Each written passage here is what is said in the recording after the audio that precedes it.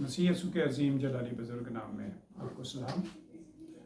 हमने पिछले सेशन में बात की थी कि मेराज के तल्लक से, कि सुलेमान बादशाह की हिकमत के तल्लक से हमने सीखा था कि खुदा ने उसके तल्लक से फरमाया कि लड़के की उस राह पर तरबियत कर जिस राह पर उसे जाना है, तो वो बूढ़ा होकर भी उससे नहीं मुड़ेगा।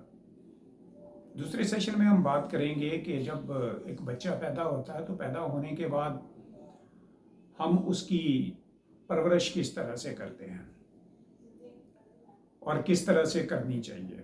यहूदी दस्तूर के मुताबिक वो अपने बच्चों को पहले 12 साल तक इलाही तालीम दिलवाते हैं, और वो तालीम उनकी जो है वो माँ की गोद ही से शुरू हो जाती है। माँ की गोद से ही वो उसको रूहानी तालीम देना शुरू कर देते हैं, और 3 साल तक जब वो चलने फिरने के काबिल होता है तो फिर वो उन खानगाहों के अंदर मदरसे जो कहलाते हैं इस माशरे के तौर पर उनमें जाते हैं और 12 साल तक वो तरबियत हासिल करते हैं। लेकिन हमारे इस माहौल के अंदर मुल्क पाकिस्तान और एशियाई ममालिक के अंदर कुछ अजीबो गरीब से हमारे तरीक़ाकार हैं। हम अपने बच्चों पर कोई तवज्जो नहीं देते। बचपन से जब वो आते हैं तो चर्चेज से, क्योंकि हमारे तल्लुकात भी बहुत कम होते हैं। आज हम बात कर रहे हैं बिल्कुल दर्जा दोम जो हमने बात की थी उन कैटेगरीज पे हम बात करेंगे जो लोअर क्लास के लोग हैं। फिर हम बात करेंगे मिडिल क्लास पे, और फिर दोनों के अंदर जो है वो मुआवजे की बात करेंगे। आज हम लोअर क्लास की बात करेंगे जो मिडिल क्लास से भी कमतर गुर्बत में जो कहलाते हैं।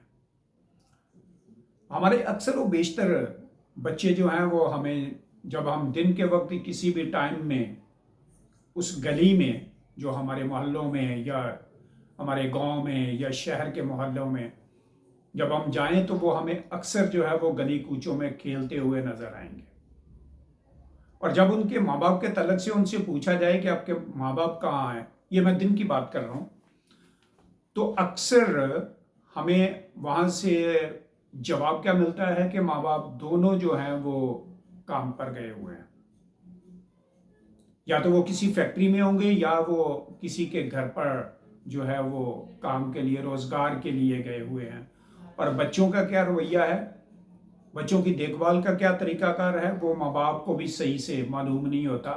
और जब वो रात को या शाम के वक्त घर पर आते हैं तो फिर वो बच्चे कुछ तो वो बातें छुपा लेते हैं, क्योंकि उन्होंने दूसरे दिन भी वही काम करने होते हैं, वही खेल कूद में वक्त गुजारना होता है। और कुछ बच्चे अगर बता भी देते हैं तो माँ बाप उनको अनसुनी करके दरगुजर करके चले जाते हैं, क्योंकि सबब ये है कि दूसरे दिन फिर उनको रोजगार के लिए निकलना है। तो वो अपने बच्चों की उस तरह से देखभाल करने से गाफिल रहते हैं। और अक्सर बच्चे जो हैं वो अनपढ़ रह जाते हैं, पढ़ते नहीं हैं, स्कूलों में नहीं जा पाते। ये हमारी तरबियत का आलम है लोअर क्लास के अंदर।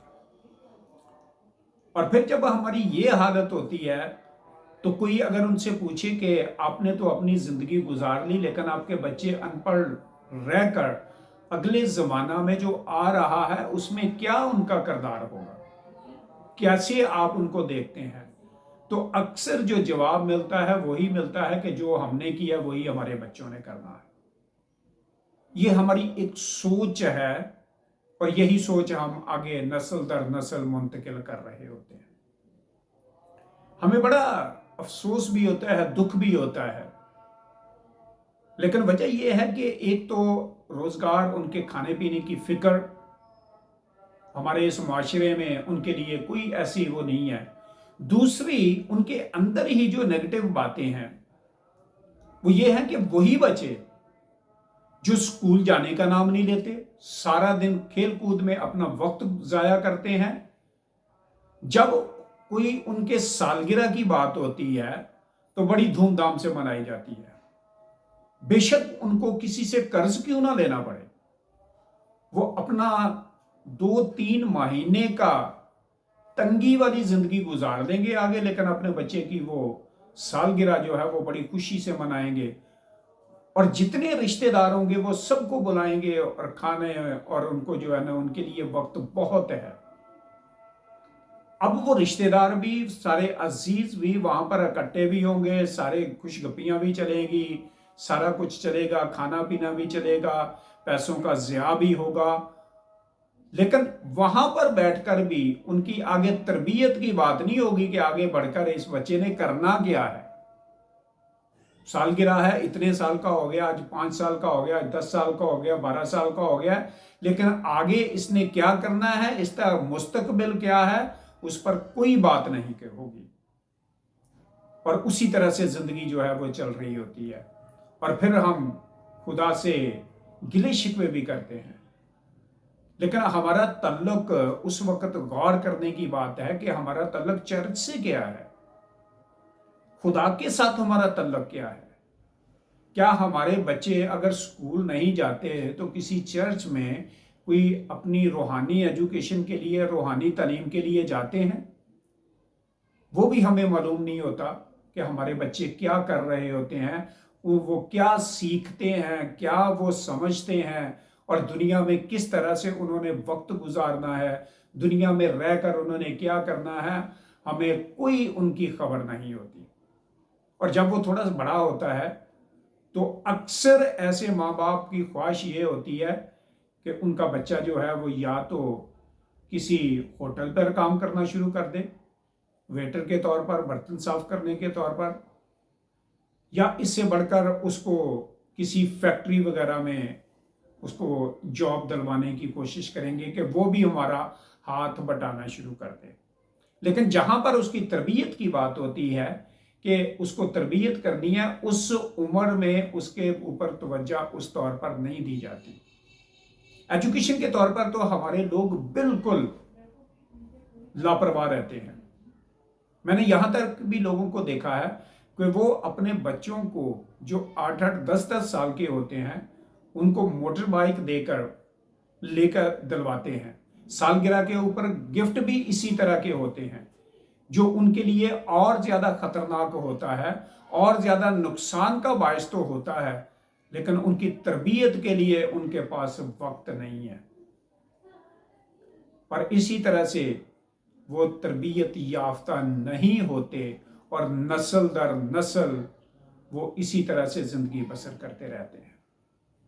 लेकिन आज फिक्र करने की बात है, आज जो है वो खुदा से मांगने की जरूरत है, आज खुदा की तरफ मतवज्जा होने की जरूरत है, आज खुदा की तरफ जाकर, खुदा के पास जाकर झुकने की जरूरत है, और अपने बच्चों की इस्लाह के लिए, अपने बच्चों की तरबियत के लिए कुछ मांगने की जरूरत है। अगर हम खुदा से राब्ता करेंगे, खुदा से तल्लक रखेंगे, खुदा से मांगेंगे, तो वो हमें अक्ल और दनाई और फहम बख्शेगा, बल्कि वो अपने रूह को नाजिल करके हमें हिकमत और दनाई देगा। और जब उसका रूह हमारे ऊपर ठहरेगा तो हम अपनी तरबियत भी कर सकते हैं और अपने बच्चों की तरबियत भी कर सकते हैं। अगले हिस्सा में हम देखेंगे, हिस्सा 100 में हम देखेंगे कि मिडिल क्लास के अंदर क्या कुछ जो है वो तरबियत के तल्लक से हम करते हैं।